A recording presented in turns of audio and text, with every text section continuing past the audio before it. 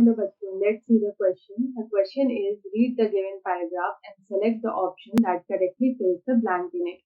तो यहाँ पे हमें एक पैराग्राफ दे रखा है और यहाँ पे जो हमारा ब्लैंक है वो है A B C D and E. तो ये पांचों ब्लैंक जो है इसको हमें यहाँ पे फिल करना है। तो यहाँ पे अगर हम लोग देखें तो अगर हम लोग यहाँ पे पैराग्राफ पढ़ना स्टार्ट करें तो यहाँ पे है the hormones produce their effect on target tissues by binding to specific proteins. तो यहाँ पे जो हॉर्मोन्स होते हैं they produce their effect on target tissues by binding to specific proteins। वो यहाँ पे specific proteins जो है उससे यहाँ पे bind करते हैं।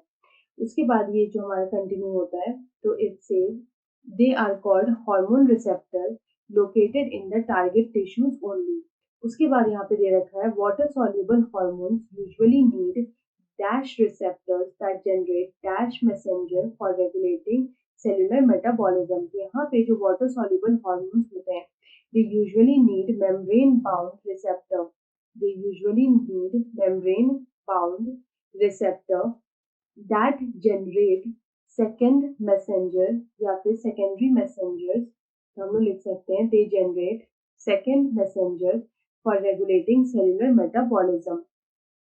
उसके बाद हमारा नेक्स्ट होता है कि dash soluble hormones can pass through the cell membrane and bind to E receptors, mostly nuclear receptors। तो यहाँ पे जो डैश soluble hormones होगा वो होगा यहाँ पे lipid soluble hormones।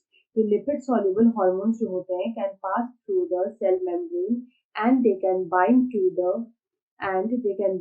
the intracellular receptor। They can bind to the intracellular receptors, mostly nuclear receptors। The hormone receptor complex enter the nucleus and mostly regulate gene expression or chromosome function by interaction of hormone receptor complex with the genome।